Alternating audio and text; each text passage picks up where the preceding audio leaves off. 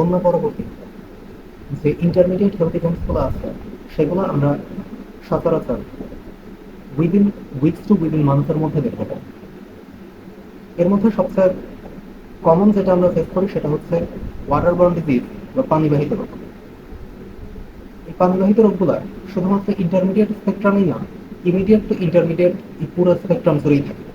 তার মানে বন্যা শুরু হওয়ার কিছুদিন পর থেকে প্রায় 1 মাস মতো সময় পর্যন্ত আমরা এই পানিবাহিত বিভিন্ন রোগ দেখতে পাই।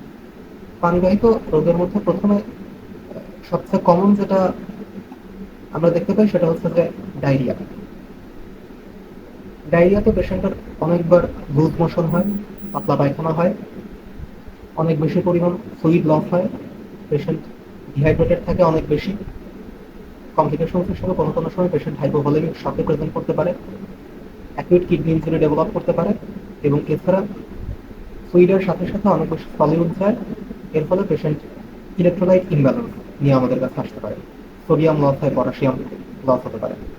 সোডিয়াম যখন লস হয় তখন পেশেন্ট আমাদের কাছে ব্রাউজি, ডিসোরিয়েন্টেড এভাবে প্রেজেন্ট করতে পারে। পটাশিয়াম যদি কমে যায় তখন কার্ডিয়াক অ্যারেস্ট হতে পারে। এক্ষেত্রে এই জন্য আমাদের খুব দ্রুত চিকিৎসা শুরু করতে হবে। আরেকটা যেটা দেখা যায় সেটা হচ্ছে যে কলেরা। কলেরাতে হয় কি যে অনেক বেশি বই যেটাকে বলে যে রাইস ওয়াটারি ডায়রিয়া, মানে পেশেন্ট ভাত রান্না করলে উপরে যে পানির সাদা পানির মতো ফেনা তৈরি হয় সেরকম খুব বেশি পরিমাণে প্রচুর পরিমাণে ওয়াটার স্টুল পাস করে। সাধারণত জ্বর থাকে না, তবে পেশেন্ট খুব দ্রুত হাইপোভলিমিক শকে চলে যেতে পারে। এই জন্য অ্যাগ্রেসিভ ট্রিটমেন্ট দরকার, ফ্লুইড দিতে হবে, রিহাইড্রেশন করতে হবে। ডায়রিয়ার সাথে সাথে বিভিন্ন ধরনের অ্যাসোসিয়েটেড ফিচার থাকতে পারে, যেরকম পেশেন্টের ইনভেসিভ ডায়রিয়া যদি হয় তাহলে পেশেন্টের জ্বর থাকতে পারে, পায়খানার সাথে সাথে রক্ত যেতে পারে, ব্লাডি ডায়রিয়া বা ব্লাডি স্টুল হতে পারে। এছাড়া পেশেন্টের বমি থাকতে পারে, পেট ব্যথা থাকতে পারে ইত্যাদি। ইনভেসিভ ডায়রিয়া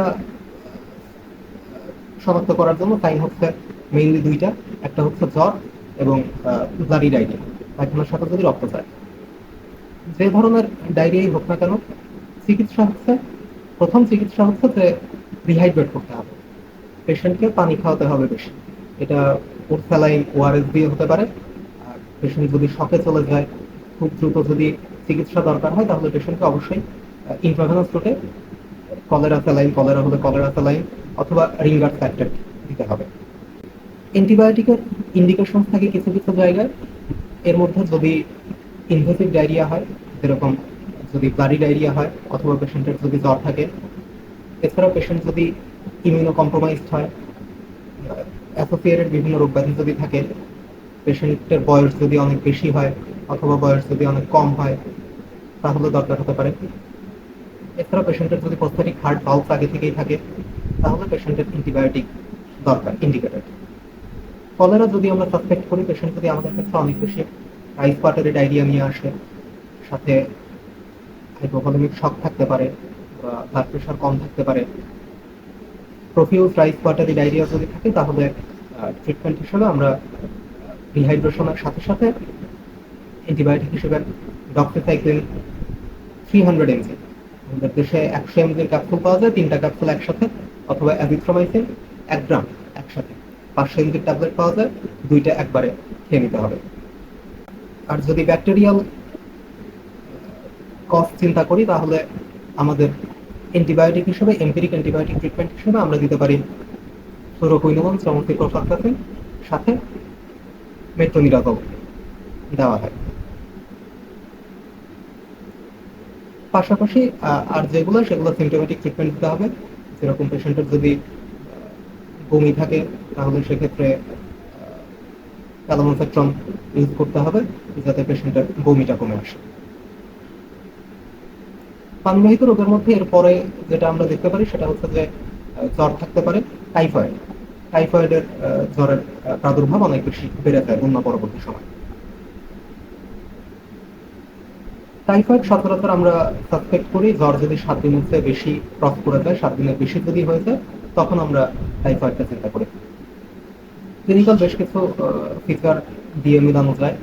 বা বোঝা যায় সেটা হচ্ছে যে জ্বরটা থাকবে যে স্টেপ ল্যাডার প্যাটার্নের জ্বর, মানে প্রথম দিকে জ্বর কম থাকবে, যতদিন যাবে জ্বরের মাত্রাটা আস্তে আস্তে বাড়তে থাকবে, জ্বর বেশি হবে।